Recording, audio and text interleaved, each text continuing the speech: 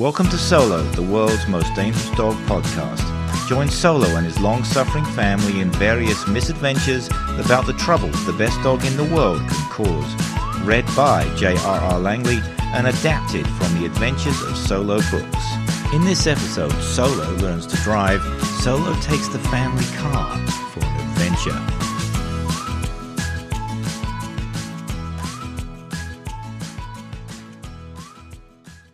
Solo just knew he was human, albeit in a different body, so it bothered him no end he was not allowed to drive a car.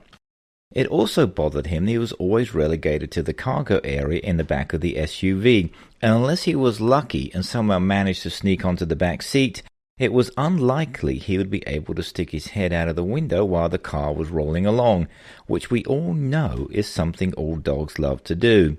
Once he had snuck onto the driver's seat of the family's SUV and was trying to figure out the controls when he was unceremoniously kicked off the seat by Dad and told in no uncertain terms he was never ever again to climb onto the driver's seat. Therefore, it was an amazing stroke of luck that on one sunny day in July, when the entire family was preparing for a long trip to see Mum's sister by packing this and that, Solo had been left to his own devices outside on the front lawn. As is usual in these circumstances, Solo was rolling on his back, kicking his legs in the air and making his recently washed white coat a slightly shade of dirty brown. It was while he was upside down, though, that Solo noticed the driver's door of the SUV had been left open. He stopped kicking his legs and focused on the door. It really was the driver's door, and it really was open. Trying to gain a better perspective, Solo rolled over onto his belly and looked again to make sure he wasn't imagining things. He then paused to listen intently.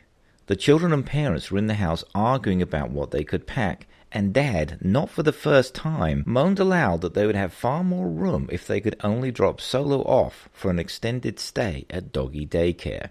As usual, though, he had been outvoted by his wife, who agreed with the kids that Solo was part of the family and was coming along on the trip. Solo continued to lie on the lawn, his gaze focused on the open driver's side door. It had not escaped his attention that the entire family was still in the house arguing over what they could take, with Dad explaining for the 100th time that the only way all the suitcases would fit was if they left one of the children behind. Dad had parked the car facing out towards the road to facilitate packing and the family's departure. Solo slowly got up, wandered over to the car and stood by the open door. He waited for a moment, anticipating a yell from Dad about not getting his dirty paws on the seats, but no one had noticed him. Without waiting a moment longer, Solo jumped into the driver's seat, sat on his back haunches and looked around, rather delighted to be in the seat of power. He had no doubt he could drive. How hard could it be? But Solo was also, most of the time, a realistic dog. He had seen the adults in the family working the pedals and knew that no matter how hard he tried, he simply couldn't reach them while remaining in the seat. So he simply sat there, still feeling as pleased as Punch he had been able to get this far.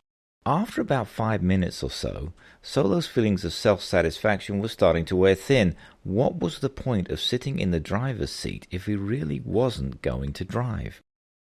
He looked at all the nice shiny buttons and switches. Solo admitted to himself he had no idea what they all did, but he just knew they must do something really important. After all, they were so shiny. Solo started to press a few of the shiny buttons with one paw as he had seen Mum and Dad do. Nothing happened. Disappointed, he kept pressing. Surely something at some point would do something. He tried the other paw. Amazingly, he managed to make a window go up and down, which impressed him so much he did this over and over for about 5 minutes. Solo's skills now seemed endless. Surely, he thought, if he could make a window go up and down, there must be other wonderful things he could do. He stared hard at the center console, but try as he might, no matter what he did, nothing was happening, except he was getting his muddy paw prints all over the dash. He was about to give up when he finally noticed the big, round, red start button on the dash. Solo stared at it for a full minute, the biggest, reddest button he'd ever seen, yet somehow he had missed it. Meanwhile, inside the house, Dad was growing impatient with Mum and the kids as they kept trying to decide what to pack and bring along on the trip. He stood in the upstairs hallway, tapping his foot and looking at his watch. In his hand was one of those fancy car keys you could use to remotely start the car on a cold day so you could heat it up, or on a hot day to cool it down. Dad pressed the start button so the car would be nice and cool before they set off and announced loudly, "Okay, the car's running, it's time to roll." At that exact same moment, Solo carefully pressed the big red button on the dash. His eyes opened wide in amazement as all the lights and gadgets lit up and the engine came to life with a soft purr. To make things even better, there was a gentle chime of some kind emanating from the dash and cool air was blowing from the vents. Now this is more like it, thought Solo. Lights, chimes and whirring sounds from the engine, great rewards already, and the car wasn't even moving. Solo was impressed with his skills so far. As if by magic he had started the car, but it wasn't moving. He knew Mum and Dad moved the big lever between the seats to make it go, but try as he might, it just wouldn't move. Perhaps I'm not pushing hard enough, he thought, so with all his might he pushed the lever backwards. But just as he did, he slipped off the driver's seat and hit the brake pedal with his rear end, thus releasing the gear lever and pushing it all the way to the drive position. Solo, of course, had no idea how he had done this. All he knew was the car was, ever so slowly, moving forwards towards the main road under its own power. Solo didn't know whether he should be terrified or exhilarated. He jumped back to the driver's seat and with the driver's door open, the car continued to get closer to the main road. Fortunately, the car was pointed away from any objects it might collide with. Unfortunately, it was pointed directly towards the road. Solo's eyes got bigger and bigger as the road got closer and closer. The driver's door was still open, and Solo could have leapt out without getting hurt as the car was going along at a walking pace, but Solo was frozen in place. Inch by inch, the car made its way down the driveway, and inch by inch, the main road came closer and closer. Solo had noticed Dad turn the big round thingy right above the dash, but he had no idea how to do it or even what it really did. Solo continued to stay glued to the driver's seat. As the car slowly made its way to the end of the drive, still in a straight line at a very slow walking pace, the driver's door struck a post holding the gate and was pushed shut. No cars were coming as Solo and the car gradually cruised across the road, except, that is, for the local vicar, who was on his bike. Seeing Solo behind the wheel of the moving car, he wondered, not for the first time in his life, if he was witnessing some kind of divine miracle. The vicar closed his eyes, then reopened them, just to make sure what he was seeing was real. Fortunately, on the other side of the road was a field, but the entrance to it was blocked by a large farm gate. The vicar still stared in flabbergasted wonder at the sight of the car, with a large white dog at the wheel, as it rolled to the far side of the roadway and nudged the gate open. By now, the vicar slowly came out of the shock of what he was seeing, and shaking his head one more time as if attempting to clear cobwebs, got off his bike and ran after the car. Despite riding his bike, albeit slowly 3 times a week, the vicar was not a fit man. Years of too much sherry and rice pudding had seen to that, but he felt even he could catch a slow-moving car in a somewhat muddy field. The vicar was quite pleased with himself as he panted his way towards the closed driver's door, determined to stop what could become a catastrophe.